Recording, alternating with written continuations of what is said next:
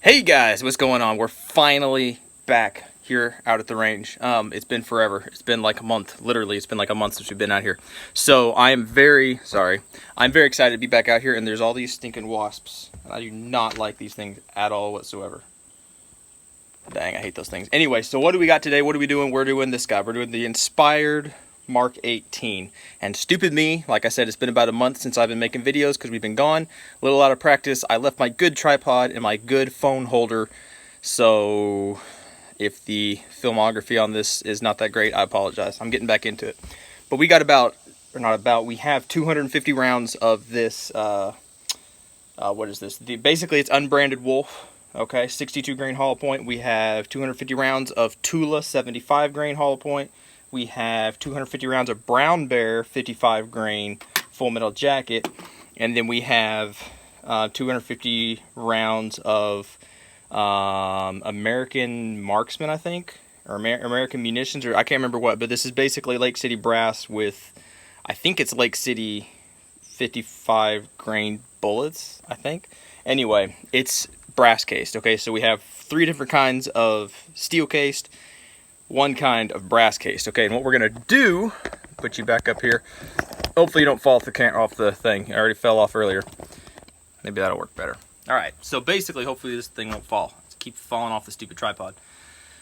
Basically, like I said before, what we're gonna do is we have 1,000 rounds. Okay, we're looking at this guy today. I need to stop saying basically. We're gonna be looking at this guy today, the Inspired Mark 18. So it has a stainless steel barrel, right? It is not chrome lined. I took off the muzzle brake because I want this to be pretty much as fair comparison to this guy, which is the Colt Mark 18 upper, right? And these are very, very similar in looks, but the Colt is obviously a Colt, and this guy is a Franken build. I have no idea who makes the barrel. Didn't have much of any markings except for, I think it said 556 in SS for stainless steel. It does have a Knights rail, does have a EOTech. This is just a rear sight. I don't even remember where I got it. Had it for a long time. CAC blade and buffer tube. Okay, I chose to run it with this buffer tube and buffer instead of putting it on my SBR, just for sake of, I don't know, just for kicks and giggles. We're just gonna run it like this and see how the system works. And then a 80% lower that I milled out.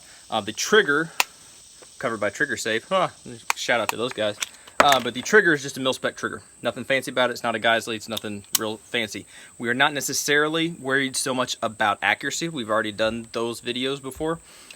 This is mainly going to be talking about durability. All right. A lot of people will say you build a gun and then you go run a couple hundred rounds through it. People are like, okay, that's nice, but you really need to put it through class.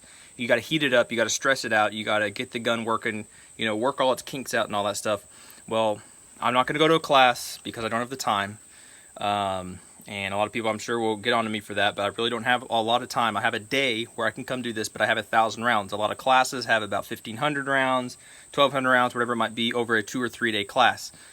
I'm putting 1,000 rounds through unless I run out of time. But the goal is to put 1,000 rounds through this gun in one day. And mainly what we're looking at are what kind of malfunctions we get. Does it get to the point to where it won't work? Do I heat it up, stress it out enough to where it's just not going to work? This is not a meltdown video, right? So I'm not just going to sit here and burn stuff. I'm actually going to try to do some decent, you know, sharpening of my skills. I'm not just going to sit here and burn through ammo. But as you saw, we got a lot of ammo. All right, so my buddy might come out here after a little bit and help me shoot some. But it really doesn't matter who's pulling the trigger on this thing. We're looking at the durability. So without further ado, we're going to start out with just initial. You said we're not necessarily doing accuracy, but I do want to get a reading on accuracy as far as from start to finish. So initially we're going to get 5 shot groups of each one of these kinds of ammo at the beginning, and then we'll do the whole test. As long as the gun's still working, we'll do 5 more shots, and just for kicks and giggles, to see if accuracy changes over one day of shooting 1,000 rounds. So it's a lot of talking. I'm going to be wearing my vest today, not because I think I'm Mr. Cool Guy, but because it's a lot of mags to be carrying around. I'm not going to be carrying around in my pocket all the time, but it's just the most efficient way to carry mags. So you probably won't see the entirety of this because nobody wants to sit here and watch me all day. And if you do want to watch me all day shoot a gun, you probably have nothing to do, and that's a little bit creepy. So we're gonna get to it and have fun.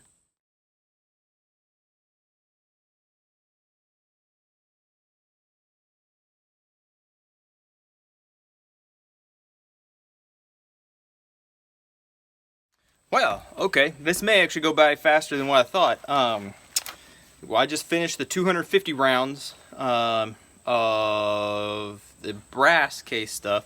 No issues. It's shooting a little bit left, but I do believe, ouch, this thing is really hot and I forgot gloves. It's a good thing I have less surface area on this hand to deal with burns. Anyway, I changed the muzzle device on this guy. I mentioned earlier, this is just a regular AT flash hider. Usually this is running a brake, which is a QD attachment for my suppressor. But since I wanted to kind of have even playing ground on both sides, and I don't have a suppressor for the Mark 18 just yet. It's on in NFA jail, waiting. But if I did have it, that would have been really cool to run that suppressed, but we are not. So that point of impact is just a little bit off. A little bit. I kind of adjusted a little bit on here, but that's neither here nor there. The optic itself is actually hot.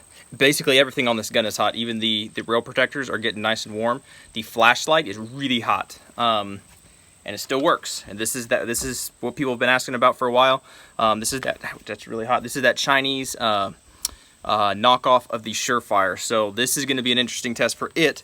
Not only the light, but also its pressure patterns right here, right by that gas tube, getting nice and stinking toasty. So we're going to keep rolling with this. We're going to go right into the, what did I say? The Tula 75. If this gets so hot that I can't hold it because I'm stupid and I forgot my gloves, then I might just let it cool off for a second. I mean, even when you go to a training class or whatever, you get lunch. So, and they don't sit there with a torch and keep your gun hot for you, as far as I know. But who am I? I don't know. So, we're going to jump into the Tula and see what happens. This is the Tula 75.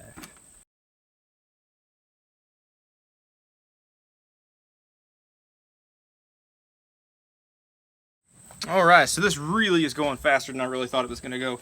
It'd be cool if I had one of them little thermometer, those little laser thermometer thingies to get the actual heat off here. This thing's pretty stinking hot. Even the light continues to work. Really hot.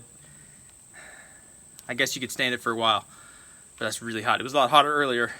It's had just a second to cool down. Again, like the optic itself is even hot, which is still running. I've never changed batteries in this since I've had it. And I use it every now and then. But it's holding up. It is working. About the only thing that's not real hot is this forend. And yeah, people will be like, well, it's a forend on a gun. Yeah, look up 26-inch overall length and you'll understand why you can have a vertical foregrip on a pistol or whatever. Anyway, it's neither here nor there. We're going to continue this. We're halfway done. It's really only taken us like an hour. So, I don't know. I need to kind of slow down a little bit. Like, the gun's definitely hot. And we've only had 2 malfunctions, which could possibly be mag related, but I'm not going to say that because I don't know. We're only doing 250 of each round, so I'm just going to say we had 2 malfunctions with that. So the Tula 75 grain, 2 malfunctions with it. As far as everything else, it cycles. We're getting relatively good ejection. It's kind of forward, so maybe a little bit overgassed. It's not going out to like the 3 o'clock or 4. They're still shooting out a little bit in front of us, which is fine, which is actually okay in my eyes, because I'd rather have it a little bit overgassed than undergassed. Because if it's overgassed, my thoughts on this is if it's overgassed a little bit, yes, you'll beat your parts to death a little bit more, but gas rings are cheap. You can replace those, and if you actually destroy your buffer or something, or buffer your bolt carrier group or something, get another one for $100, you know? If you can keep your reliability up. These are just my 2 cents, and I'm very hot. Yeah, I'm real hot. Yeah, it's very hot out here, and I'm like sweating, so I might be a little delusional. But these are just my thoughts. If you know, I would prefer to have it a little bit overgassed than like a buddy of mine who his gun. I don't know if I made a video of it. I don't think I did. It was a Springfield, right? And he barely had shot it at all, and it is severely undergassed. It will work most of the time with 5.56, but if you put 2.23 in it, it will not work. And we narrowed it down to basically it's the bolt carrier group, not the bolt itself. We switched out the bolt We switched out most of everything, and then it came down to the bolt carrier group. So I'm guessing there's something inside the bolt carrier group that's blocking the gas or doing something funky. But my whole point of all that, and now I'm starting to ramble, because see, now I get tired and I start rambling. But hey, I gotta say something in this video, because nobody's gonna watch me just shooting for forever. But having it a little bit overgassed is gonna alleviate that problem, right? I don't know, that's just my 2 cents. And if it's a little bit overgassed, so far, except for those 2 rounds, it's been cycling relatively consistent. Like I said, besides those 2 rounds, it cycled the 75 grain Tula stuff fine. And I've had issues with that round in other guns. So, and that was 75 grain. So it's interesting if it's the same powder load per se. I'm just spitballing here. We'll find out here in a minute. But if that is the 75 grain, then technically, if that's the same powder load or powder charge as the other ones, like the Brown Bear and this unbranded Wolf, they are 62 and 55 grain. So if it is slightly undergassed or something, not undergassed, if that was the issue with the 2 malfunctions we had, then the 62 and the 55 grain should cycle even just a little bit harder, right? Because the bullet is not as heavy being shoved through the barrel, so that gas has more time to cycle the bolt, if that makes sense. Doesn't make any sense. I'm gonna leave this in here because it's my video and I can do that, and that's fine. We're gonna get back to it. Unbranded Wolf, 62 grain stuff, right? Comes in a little white box. Comes from Russia. That's why it's stapled R. Let's see how it works.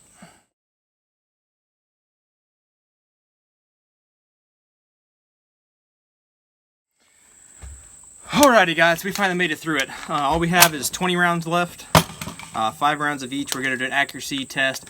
Really, I don't think I'm even going to do that. I went and checked the target from the initial one. The initial accuracy test, and only like 5 rounds maybe made it on target. Wasn't sighted in it exactly right, and like I said, we weren't really as focused on accuracy in this whole thing as we were on functionality. The Brown Bear did okay. This thing's hot. I really should have got a temperature dealy bow. Yeah, that's what it's called, a temperature dealy bow. Yeah, next time you go to the doctor and he asks to take your temperature, ask him if he has a temperature dealy bow. Anyway, what am I trying to say? We had, I believe, 5 malfunctions with the Brown Bear. We had 1, complete stuck case. I think 1 failure to eject, and then 2 failure to eject slash double feeds. I'm gonna go back and look at the footage and make sure that's what it is. Should have written it down. Should have carried a little notepad. It's one thing you do as a cop. You have a notepad all the time. I got all my old ones. Probably shouldn't have them, but I got them. It's really a pretty handy thing. A lot of people have their phones and write stuff on their phone, but having a notepad is actually pretty handy. But I should have had that and written it all down. But basically what we do know is we had 0 malfunctions with the brass. We had 2 malfunctions, right, with the Tula. I believe 3 or 4 with the remanufactured Wolf, and then I think 5 with the Brown Bear. Could that be as it got dirtier and dirtier that it got worse and worse? I don't know. Could be, possibly. I don't know. There's not enough. This is not a scientific enough test to really figure that out. Going off of Lucky Gunner stuff, apparently they had problems with Brown Bear. That's why I shot it last. I probably should have shot it first instead of putting it at the end and giving it a disadvantage.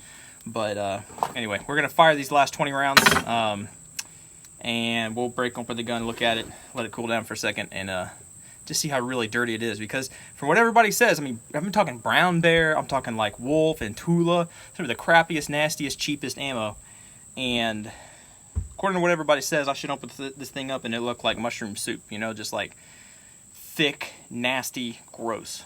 It's what everybody acts like this stuff is like. So we'll see here in a minute.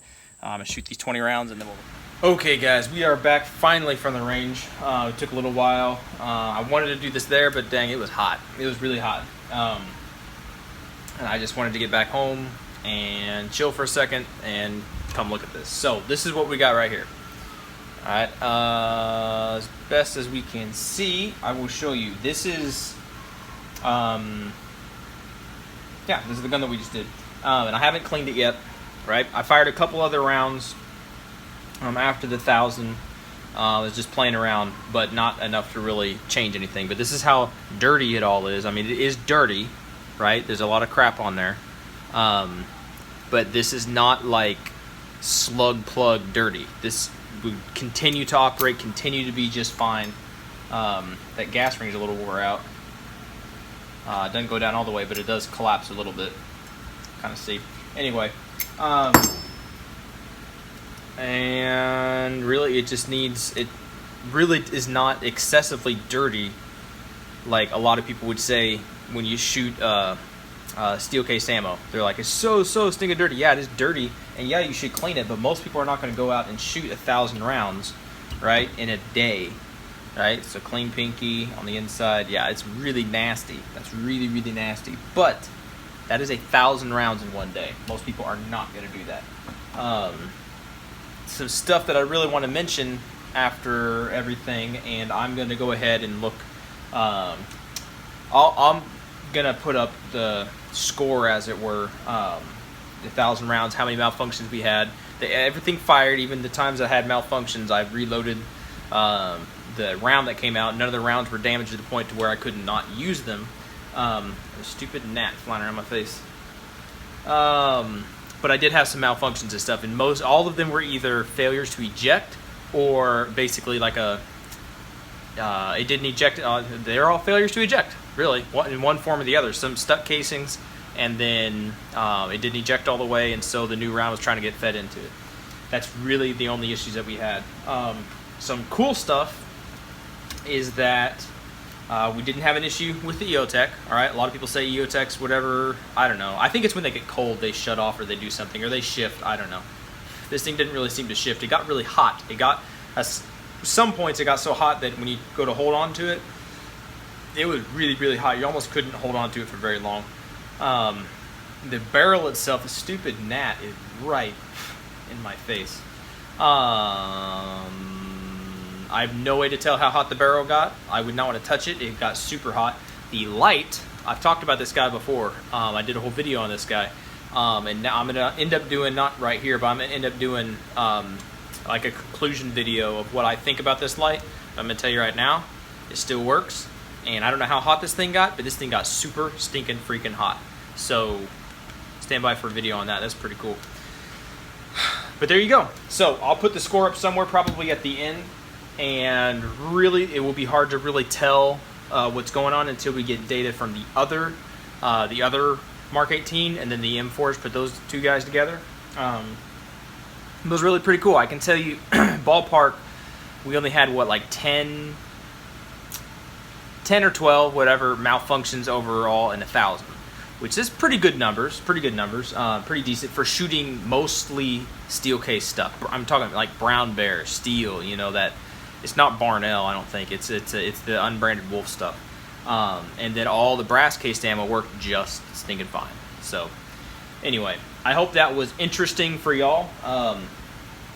Like, this stuff is obviously dirty. I'm tempted just to leave it dirty and see how long it takes, but it really just takes a nice little wipe down, right? We didn't have any issues as far as I could tell with the gun getting too dry or something, and that's partially probably due to this stuff, this Spartan Accuracy Oil. I got this from Sonoran Desert Institute whenever I was in that class. I think we got this in the Accuracy, something like that, Accuracy something. I can't remember the name of the exact class. But it seemed to work pretty well. And basically I just put a couple drops on the bolt and everything, a little bit on the charging handle before we went, and during the whole course of fire that I did, I never reapplied any oil. The gun would get really hot. There were a couple times where I let it cool down some. I didn't want to actually burn up my gun, which it doesn't matter how nice your gun is. I mean, you look at some of Iraq Veteran 88, some of his meltdown videos, you got some nice guns, and you go burn them up, you will burn them up, right? You'll destroy them, and you can. No matter how nice your gun is, at some point it will break. And like I said before, I don't have a full auto lower where I could actually do that to this gun. But relatively quick firing, you know, bursts of fire, letting it cool off for a little bit, you know, another 100 rounds, and just run mag after mag and just keep the gun going. It stayed warm for however long I was out there, like 3, 4 hours, 5 hours, whatever, it never cooled down completely. It always stayed either hot or really hot, to the point where you would not want to touch the barrel. It's going to burn you. So there you go. Hope that was interesting for y'all. Stand by for more. We'll do probably do the Colt Mk18 next, just to keep the Mark 18s together, and then we'll do the M4s after that. So let me know what y'all think about this kind of stuff. If there's anything different that possibly I should do in this testing, any other tests to run on it necessarily. I don't know if that's the right way to ask that, but if there's something that I'm missing that y'all see as obvious that I should probably be doing or not doing in all this, let me know. So anyway, hope y'all appreciate it. I know I appreciate y'all. Catch y'all in the next video. Y'all be good and be safe.